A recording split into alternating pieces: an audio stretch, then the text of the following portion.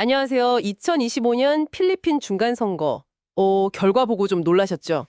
네, 정말 예상하고 많이 달랐어요. 특히 그 여론조사 예측이랑 너무 차이가 나서 저희도 야, 이거 흥미롭다 싶었거든요. 맞아요. 그래서 오늘 저희는 필리핀 데일리 인콰이어러 기사를 좀 보면서 왜 이렇게 됐는지, 또 이게 필리핀 정치나 유권자들한테 뭘 의미하는지 한번 깊이 파헤쳐 보려고 합니다. 네, 좋습니다. 이 복잡한 상황 같이 한번 풀어보시죠. 우선 가장 놀라운 결과부터 짚어볼까요? 그 바마키노, 키코팡길리난 전 의원들. 아, 그렇죠. 여론조사에서는 거의 순위권 바뀌었는데 각각 2위, 5위로 들어왔어요. 정말 대단한 약진이죠. 로단테 마르콜레타 후보도 6위 안에 들었고 이분들도 여론조사에서는 좀 부진했잖아요. 네, 맞습니다. 기존 예측과는 정말 거리가 멀었죠.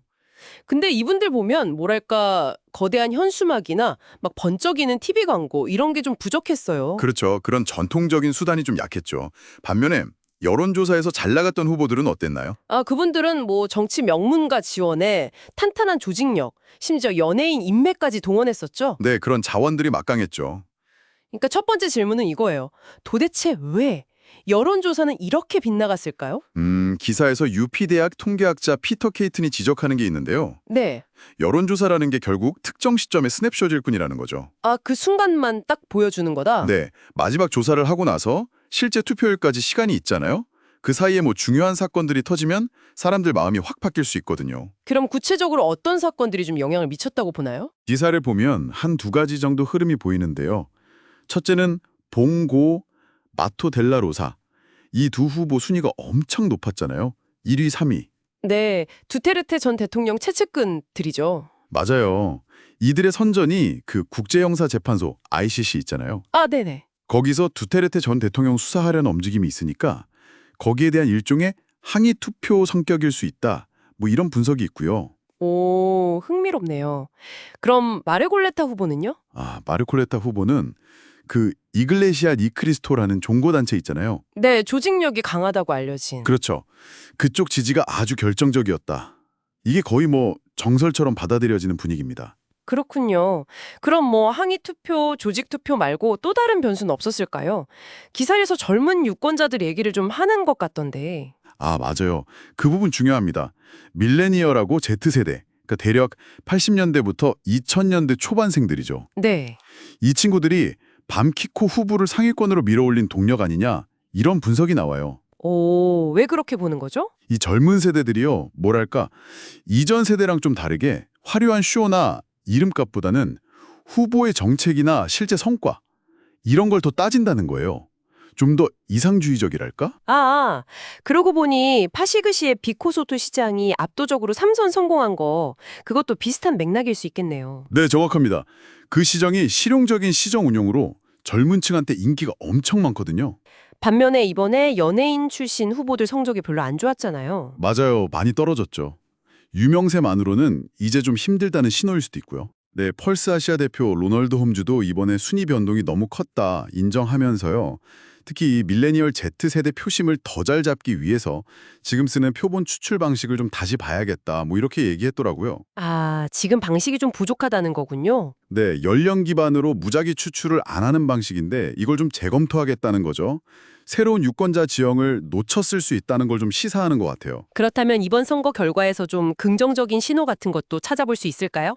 그럼요. 분명히 있습니다. 그 진보 성향의 악바얀이라는 그룹이 정당 명부 투표에서 1위를 했어요. 오, 그래서요? 그래서 인권 변호사로 유명한 첼 디오크노 포함해서 3석이나 확보했고요. 또 마마마양 리버럴 소속으로 레일라 데 리마 전 상원 의원도 의석을 얻게 됐죠. 이분들은 사실 자금력이나 이런 것보다는 좀 신뢰도, 실적 이런 걸로 승부했던 후보들 아닌가요? 네, 맞습니다. 그러니까 유권자들이 이제 그런 점들을 좀 평가하기 시작했다. 이렇게 해석할 여지가 있는 거죠. 유권자들이 점점 성숙해지면서 과거 방식에 좀 저항하고 새로운 인물을 원한다. 이런 희망적인 분석이네요. 네, 그렇죠. 하지만 기사는 또 여기서 딱 현실을 짚어줍니다.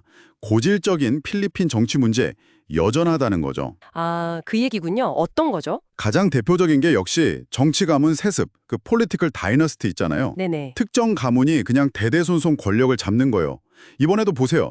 두테르테 가문 다바오시에서 전 대통령의 아들 둘, 손자 둘까지 당선됐어요. 이야, 정말 대단하네요. 비나이, 카에타노, 마르코스 뭐 이런 익숙한 이름들 여전히 지역구를 꽉 잡고 있고요. 심지어 빌마 산토스 렉토 배우가 아들 둘을 정치 신인으로 만들려다가 팬들한테 오히려 역풍 맞았다는 얘기도 있더라고요. 네, 그런 일도 있었죠. 정당 명부제도도 좀 문제가 있다는 지적이네요. 원래 취지는 좀 소외된 목소리를 대변하라는 건데. 그렇죠. 근데 실제로는 뭐 유력 정치인의 위성 조직 그런 식으로 변질된 경우가 많다는 거예요. 이번에 2위한 두테르테 유스 보세요. 딱 그렇죠. 다른 당선 단체들도 보면 다 강력한 정치 가문하고 연결돼 있고요. 맞습니다. 그러니까 기사가 말하려는 핵심은 뭐 일부 좀 긍정적인 변화가 보이긴 하지만 그 밑에 깔린 시스템, 그러니까 후원 정치라든가 정치적 거래 같은 것들은 여전히 필리핀 정치를 아주 강력하게 지배하고 있다는 겁니다. 아, 희망적인 신호가 있긴 한데 아직 갈 길이 멀다. 그렇죠. 그래서 이번 선거 결과만 보고 와, 필리핀 정치가 근본적으로 바뀐다 이렇게 기대하기에는 아직 좀 이르다 이런 신중론이 힘을 얻고 있는 거죠. 정리를 좀 해보면 이번 필리핀 중간선거는 참 예상 밖의 결과들을 통해서 유권자들이 어쨌든 변화를 바라고 있다는 걸 보여준 것 같고요. 네, 그런 열망은 분명히 보였죠. 동시에 근데 이 뿌리 깊은 정치 시스템은 정말 단단하구나. 이것도 다시 한번 확인시켜준 그런 선거였던 것 같습니다. 맞아요. 희망과 현실 사이의 어떤 긴장감? 그런 게 느껴지죠. 네, 바로 그 지점인데요. 그래서 마지막으로 당신께 한번 질문을 던져보고 싶습니다. 네. 이 놀라운 선거 결과, 이게 과연 필리핀 정치의 진짜 전환점이 될 수 있을까요? 아니면 그냥 이 견고한 시스템 안에서의 일시적인 어떤 파동, 뭐 그 정도에 불과할까요? 그리고 더 나아가서 우리가 선출한 사람들한테 약속 지키라고 요구하고 또 진짜 책임을 묻는다는 것, 이게 당신에게는 또 어떤 의미로 다가오는지 한번 깊이 생각해 보시면 어떨까 싶습니다. 네, 오늘은 여기까지 필리핀 중간선거 결과를 살펴봤습니다. 다음 시간에 또 흥미로운 주제로 찾아뵙겠습니다.